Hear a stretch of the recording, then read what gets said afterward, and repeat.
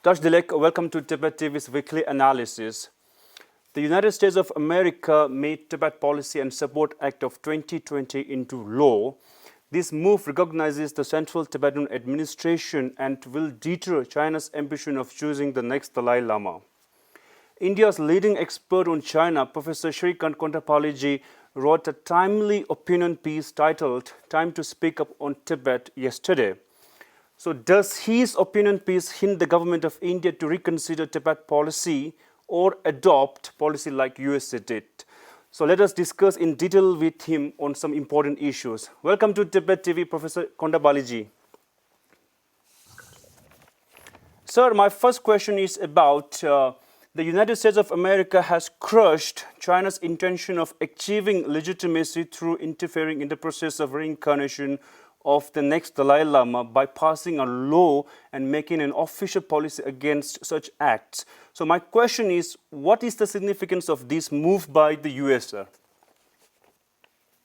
I think as the superpower, the role of the United States is quite obvious.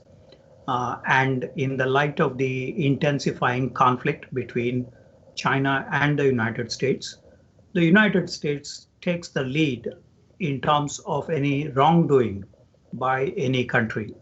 To that extent, the TPSA is a timely intervention by the US Congress, as well as the House of Representatives and the President, who had quickly signed this into a law.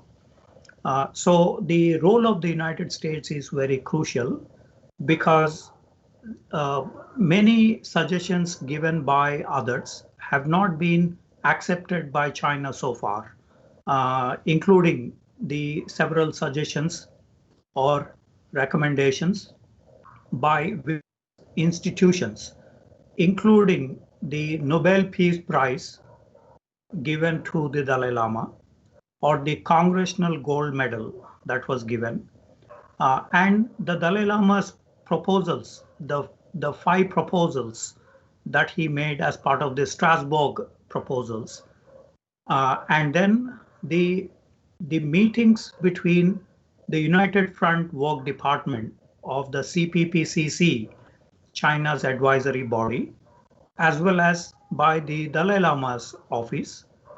These have not resulted in any amicable resolution between China and Tibet.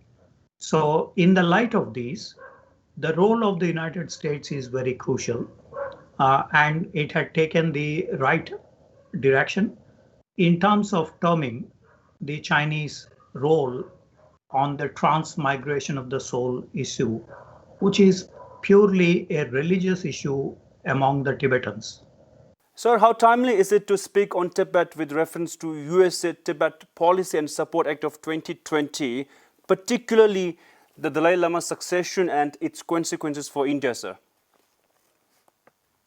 I think there is a lot of double standards in the United States on the Tibet policy. Actually, with many countries, it has been there. But nevertheless, having said that, the Americans focused mainly on human rights issue rather than on sovereignty or suzerainty or self-autonomy as suggested by the Dalai Lama. The United States still took the lead in pressing forward this issue, which is crucial because there is a view since 2011 that the 15th Dalai Lama issue is very crucial, not just for the 6 million Tibetans living in Tibet, but also for Buddhism as such, and the Tibetan diaspora living abroad, 2 to 3 million of them living abroad. So this is a crucial issue for the Tibetans' future and also for Buddhism's future. And hence the suggestion that any interference, because since 2007, China has been saying that they will adopt a golden urn process whereby they will choose the next Dalai Lama. So in other words, as the Chinese have been controlling the monasteries, the monks, the Buddhist monasteries all across China, including in Tibet. This suggests that the Communist Party's role has increased substantially. They call these as national patriotic associations, and they do not have any links with the external. And this is a psychological problem that China had after the Soviet disintegration. So in the light of this, there has been a move by China to control everything, and this has reached its peak on August 29th, when the Tibet Forum meeting of the National People's Congress, which is the apex decision-making body from Chinese perspective, they suggested that they will Sinicize Tibet. When Party Secretary Chen Chuan-ko was in Tibet, he had put up several surveillance mechanisms as well as intensive monitoring of the Tibetans every 100 meters, with the result that today there is, while the Tibetans are peaceful because their constitutions suggest to non-violence as a part of Buddhist practice, yet there is so much of police and paramilitary and military control over the Tibet region in general, also in the monasteries, with the result that the Sinicization of Tibet is going to be problematic for the Tibetans living in Tibet as well as for the diaspora. In the light of this, the TPSA provides for a certain guarantee as well as some sanctions if China violates. Of course, China is going to violate all these. China is going to put up its own policies in Tibet and elsewhere. That is where the sanctions will come up. In terms of not the effectiveness of these sanctions, but in terms of the soft power of China in the global community. Because if Tibetans are non-violent, why would the Chinese take so many repressive actions on them? So this will result in China's losing its face. So that is a key problem. In terms of India that you raised, it has so far not mentioned anything in terms of the foreign ministry briefings on this issue. However, Indians have huge sympathies for the Tibetans. And since 1959, when the Dalai Lama flew from Lhasa, since then, there is a huge civil society support to the Tibetans. I'm sure that this will lead to some kind of a revision in the Indian policy towards Tibet.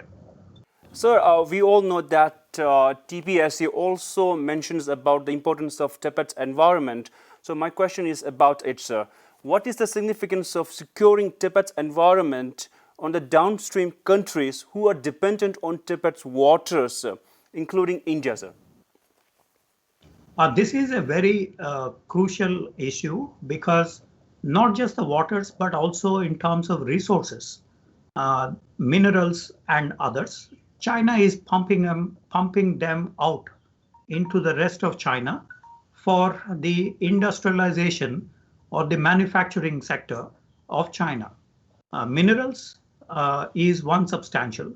Secondly, water, drinking water as well as for hydroelectricity generation, as well as for industrial agricultural use in the rest of China. The Ministry of Water Resources has a plan for diversion of the projects in terms of the Yarlung Zampo, but also other rivers like Yangtze River. So they have already completed the northern route, the central route, the eastern route, and now they have a southern route, which is going to be completed by 2050. A total of 17 billion cubic meters of water they want to divert from Yarlung Zampo to the rest of China, which means that we are going to see substantial reduction in the flow in downstream, not just in Brahmaputra, but also in Mekong, in Salween, Irrawaddy rivers in Southeast Asia. China has been unilateral on the water related issue, and not just about South Asia and Southeast Asia, but even with Irtysh River in Kazakhstan, with Songhua River with Russia, and with other rivers, China has had a unilateral position, and it had not signed any agreement with the lower riparian states. So in the light of this, the TPSA, by specifically mentioning about the water issue, has highlighted the water wars that we are going to see in the future. Sir, since you have spoken at length on Dalai Lama, so I'm going to ask you a question on it, sir. So, eminent scholars and politicians in India have written to the government of India to confer Bharat Ratna to His Holiness the Dalai Lama. So, sir, what is your take on that? And so, how would conferring this highest civilian award to His Holiness mean to India's commitment to the values it upholds for centuries, sir? I think as the spiritual guide for Buddhism, and also the Dalai Lama has been very close to the Indian people, and through his message of non-violence and peace, His Holiness had resurrected many of Mahatma Gandhi's, Martin Luther King, and other proponents of non-violence. In the light of this, it is appropriate for the Indian government to confer the highest award to His Holiness the Dalai Lama. Being very popular in India and also the living God for the Tibetans, this is the least that India can do in terms of conferring the highest award. So now coming back to your opinion piece, you ended your opinion piece with a suggestion to reconsider Tibet's policy. So my question is, what should the government of India reconsider this, sir? I think the Indian policy towards Tibet has a few elements. Number one, there are over 160,000 Tibetans living in India. And this is a principled position for India, that it will maintain the identity of the Tibetans in terms of their religious practices.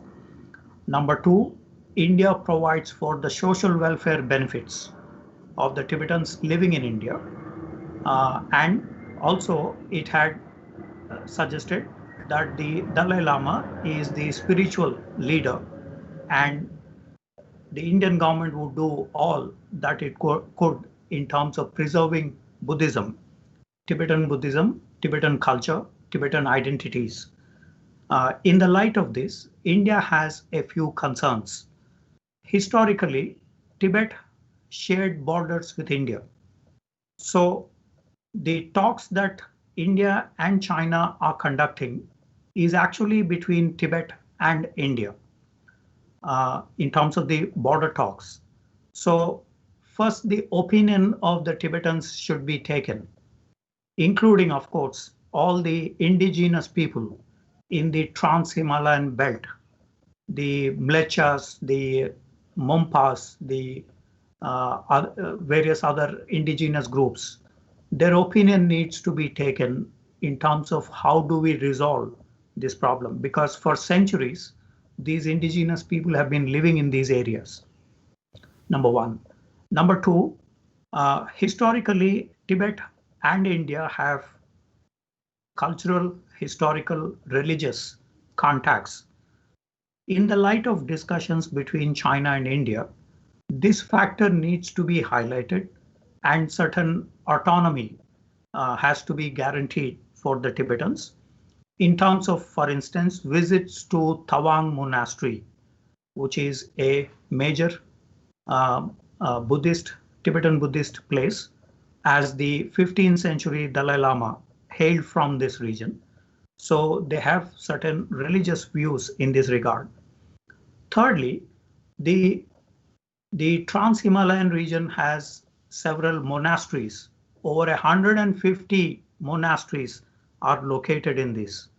So any relations with India also has this issue of the Tibetan monasteries, the Buddhist monasteries located in this, because a Gompa is the centerpiece of all the social life of the people living in these regions.